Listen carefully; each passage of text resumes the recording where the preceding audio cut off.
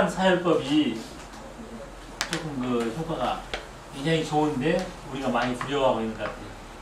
그래서 이것을 저 평양에서 함경도에서 내려온 사람들이 코 치료법을 많이 하더라고요. 그 전에는 이제 코 직접 찌르는 이런 방법을 했는데 조금 그게 약간 부담스러워요. 그래서 코 바깥에서 사혈하는 방법을 하는 것을 이제 좀 우리 광명의학에서 적극적으로 좀 연구를 해야 되겠다 싶어가지고 여기도 나와 있습니다만은 작년에 그 이철수 침수론이라고 홍천에 있어요. 그분은 함경북도에서 맹화학교를 건립하시고 그 교장으로 있으면서 침수를 자기가 직접 가르치시는 분이에요. 월남에 내려와가지고 계속 침을 하시는 분인데 이게 맹인이죠. 완전 맹인이에요. 그래서 그 내용들을 근데 그분들은 자기의 감각으로만 하는 거예요. 다른 사람이 가르쳐 줄 때 그 우게 아래 조금 더 기울여 아니야 이런 식으로 가르쳐 주거든요. 그러나 우리는 또 그것을 다른 사람에게 전달해야 되고 또 자신 있게 해야 되려면은 우리가 배워온 합리적인 어떤 사고 체계 내에서 이게 들어와야 되겠어요. 그래서 해부학적인 내용들 이런 것들을 조금 제가 한 며칠에 걸쳐서 지난번 세미나 발표도 하면서 준비했었습니다만은 좀 했었습니다. 그래서 이 교재를 한번 보면서 한번 보실까요? 비염의 비출혈 요법 해가지고 우리가 학교 다닐 때 커피 난 적이 있죠. 쌈하다가 이게 커피를 딱 터트리면은 커피 나면서 그냥 울고 자기 집에 가가지고 이제 쌈이 진 거잖아요. 피를 봐버리니까 이제 위축이 되는 거예요. 근데 커피에 이런 부정적인 의미만 있는가 했더니 우리가 고혈압으로서 막 이렇게 있는 사람이 갑자기 신경 썼을 때 피가 터지면은 그 황소 한 마리거든요. 왜냐하면은 이 코에서 피가 안 터졌으면 거기에 치고 뇌혈관이 터졌을 수가 있기 때문에 아주 반가운 그런 커피입니다. 예, 그리고 또 이제 그 감기라든지 열병으로 앓고 있다가 또 이렇게 감기가 나오면서 커피가 조금 나더니 열이 확 떨어지고 바로 낫는 경우가 많아요. 그렇게 보면 우리가 커피를 그러면 일부러 한번 나오게 해보자 이런 생각이 우리 이제 어떤 민중의학을 공부하는 사람으로서 갖게 됩니다. 그래서 커피가 어디서 나는가? 커피가 어디서 난다고 생각하십니까? 코 속에서 나요? 코 속에서 저 안에서요? 커피가? 거기에 있는 혈관이 터졌을까요? 커피가 나는 곳이 거기가 아니고 요거 가운데 코가 있으면 요거 가운데 콧대 있죠. 콧날 좀 날카로우신 분도 있고 좀 납작하신 분도 있고 어떤 사람은 요거 휜 경우가 있어요. 비중격이라고 그러는데 휘어있는 사람도 있고 근데 바로 이 비중격에 요 물렁뼈 있는데 여기에서 이 하단, 전하방 이 측면에서 거기 커피 나는 구역이 있습니다. 리드럴 에리아. 거기는 혈관이 3개가 겹쳐집니다.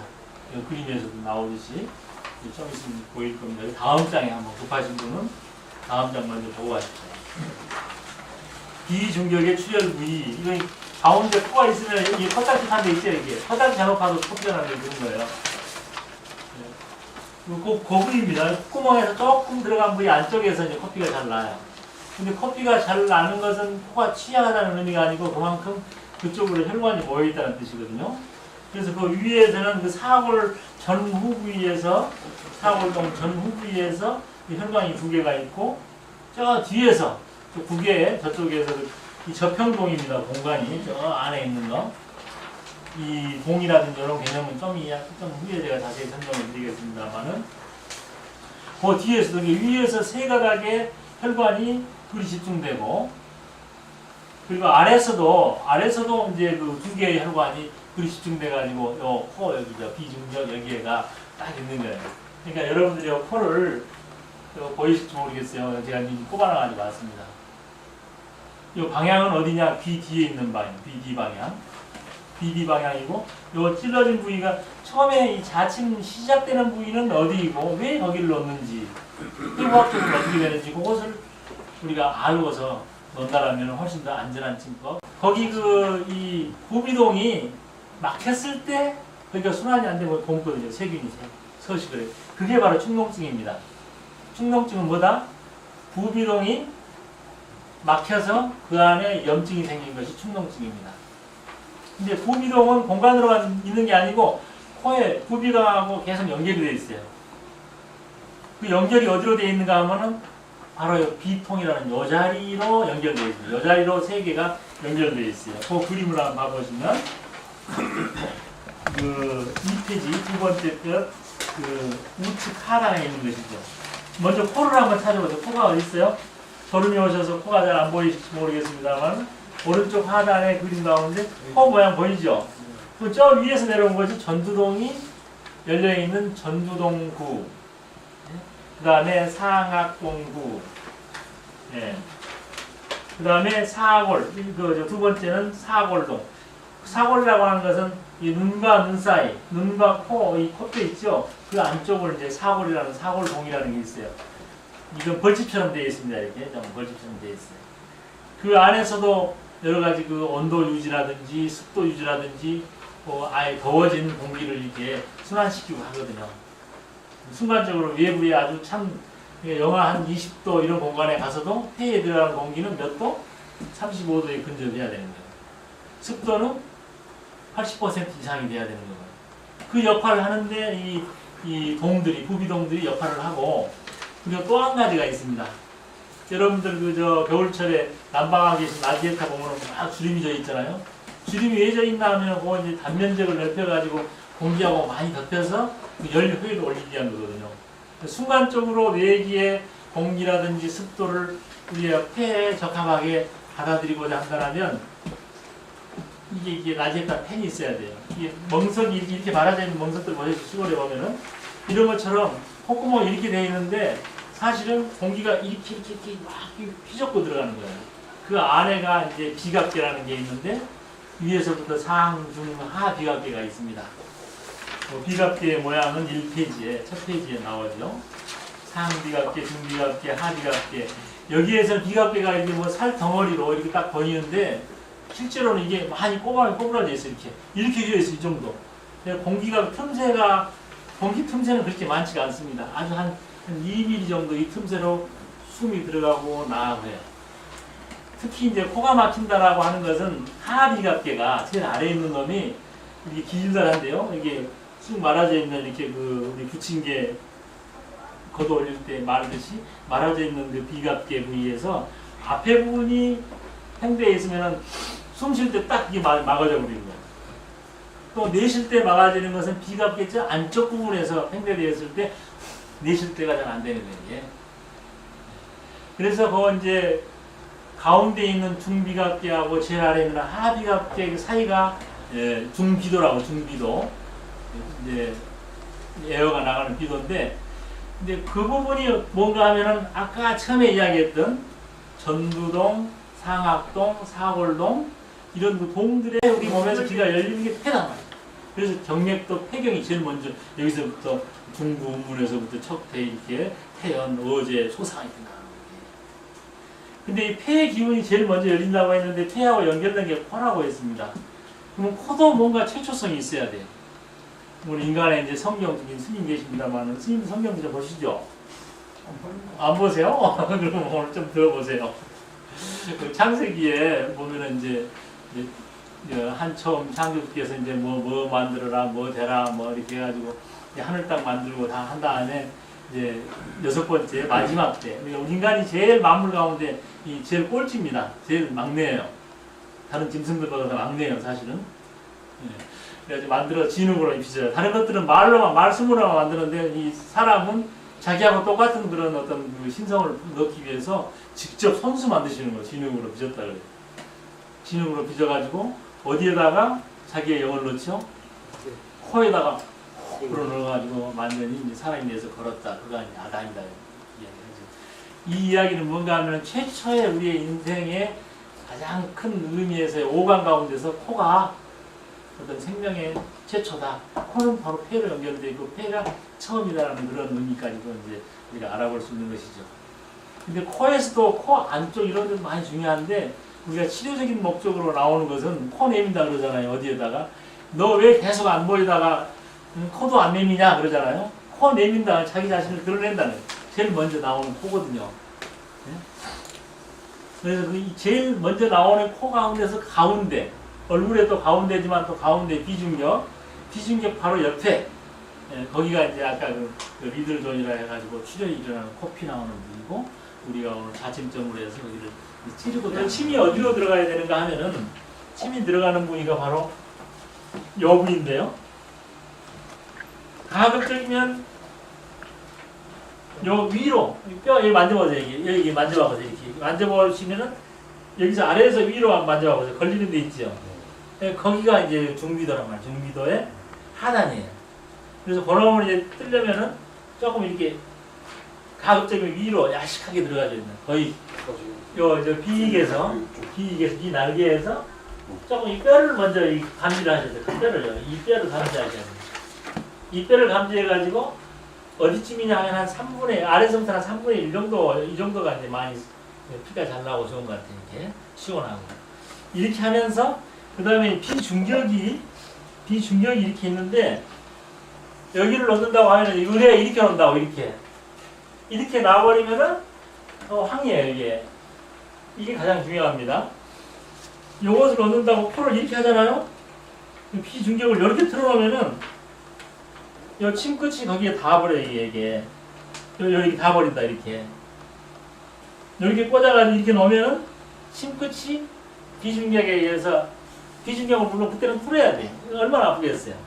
사실은 우리가 비중격 그 전 하반부에 있는 출혈이 잘 된 부위에서 출혈을 시켜서 새로운 피가 유입되어 가지고 출혈이 되고 나면은 그 주위에 염증이 없어지는 거. 이게 우리 목적이거든요. 네. 그렇기 때문에 코를 어떻게 해야 돼요? 여기를 놓고 싶다 했을 때는 반드시 이런 식으로 약간 눌러주는 게 좋다는 얘기. 이렇게 그런 식으로 해서 놓는데 가급적이면은 여기 걸리는 뼈 조금 위에서 이렇게 해가지고 팍! 그 비중격의 출혈 부위에 대해서 한번 옆에 작은 글씨 좀 볼까요? 이 비중격 전하방 부분의 점막에는 여러 개의 혈관이 만나는 혈관망을 구성하고 있다. 이 부위를 키셜웨치 혈관종 또는 미들 에어라고 부른다. 아래에서 올라가는 혈관은 비중격 가는 혈관과 제일 앞에 거요. 두 번째가 그 뒤에는 두 개 큰 혈관 둥지가 있고 위에서 내려오는 혈관은 전후 사골 혈관. 사골은 이 눈과 눈 사이에 있는 그 뼈라 그랬습니다. 코 약간 뒤에. 그 다음에 성대 상부 격벽 혈관 뒤에 나온 거요. 이 그림에서와 같이 미들 에리아에 모인다. 그래서 우리가 코피라고 하는 것은 다 거기서 나온다. 네. 대부분의 코피가 그 정도 참고를 하시고, 그 다음에 그 아래의 그림도 좀 보겠습니다. 요거는 이제 부비동과 그 중비도에 대한 내용입니다. 1번, A번. A는 중비각계고, B는 그 아래에 있으니까 하비각계겠죠. 네, 아래 겉살. 그 다음에 그 C는 이제 중비도, 중하비각계 사이의 공간에서 생긴 공간인데, 일이 뭐가 연결되어 있다? 일이 다 연결되어 있는 게 전두동, 사골동, 상악동의 그 개구된 부분에 이제 연결되어 있는 거예요. 그 부비동, 부라 그래요. 그 부비동인데, 전두에 있는 건 전두동, 상악동, 사골동. 그것이 이제 그 내려오는 구멍을 구라 그래요. 상악동, 구 이렇게. 근데 이 구의 막힘이라든지 전두동의 염증 같은 것들을 좀 풀 수 있는 방법이 있어요. 휘바람 부는 것도 좀 도움되고, 허밍이 좋습니다. 허밍. 이렇게 얘기하고, 이런 것도 이게 공명이 일어나거든요. 사실 목소리는 성대에서 떨리는 데서 생깁니다만은, 음색이라고 하는 것은, 이 전두동이라든지 이런 그 부비동하고 관련이 아주 깊습니다. 먼저 자침점을 이제 선택한다고 해서 내가 설명드렸습니다만은 한번 읽어보겠습니다. 코 출혈법은 상악동구, 전두동구, 사골동구가 한 곳으로 집중되어 열려진 중비각계와 하비각계 중간 부분인 중비도 부분이다. 아시겠죠? 이곳은 외부에서는 비통에 해당되는데, 비통, 아까 그 혈병 제가 설명드렸었죠. 이곳의 염증은 충농증을 유발하는 원인을 제공하며 비각계 자체에 팽배되었으니까 비우성 비염이 되므로 이 부분에 대한 자침 사일이 먼저 하나 결정되죠. 외부에서는 이 부위다. 네. 자침이 시작되는 점. 근데 어느 방향으로 할 것이냐, 이렇게 해서 아래로 내릴 것이냐, 이 침이 보이게 내릴 것이냐, 요리 올릴 것이냐. 그래서 또 코 속을 흐르는 동맥들이 모여 출혈이 잦은 비중격의 전 하반부 미들 에리어에 대한 자침 사혈은 코의 저류에 있는 혈액을 방혈시키는 방법으로 코 속의 환경을 일신해주게 되며 코의 환경 개선은 코와 연결된 인후와 성대 그리고 폐에까지 영향을 주게 된다. 그래서 여기에 처음 시작해서 어디로 간다. 처음 시작과 목적지가 이제 여러분들은 보여준 거예요. 그래서 이제 자침 방향이 여기 위에서 아래가 아니고 여기서 비중격 사이, 또 하단, 전, 비중격의 전, 하방. 예. 그 부위로 이렇게 들어가야 된다는 얘기예요. 들어갈 때 여러분들 다 넣으면 돼, 이렇게. 요거는 이제 조그마하니까 이게 코가 여기 몇 가지 들어간 거지만은 여러분 두개골의 형상 정도에서는 요걸 다 넣으면 됩니다. 코 측면 비통에는 혈액 비스팀이 자침하는 기분으로 3, 4cm가량 신중히 아래와 같이 자침한다. 이 자침을 세부적으로 설명했습니다. 1차 진침, 코의 측면, 한번 여러분들이 가만히 눈을 감고 생각해 보세요. 제가 읽어드릴 테니까. 코 측면 둥그런 볼, 볼 있죠, 볼. 만져지죠, 이게? 비익이죠. 그 뿌리 부분에서 비스틈이 대각선으로 올려 자침된 침체는 하비가 크게 상부나 중비각계 하부의 연중부나 상악동 일부를 관통하면서 그것들에 대한 포괄적인 사회가 입차됐습니다. 네. 2차 진침은 이어서 비공을 조금 지나죠. 비공.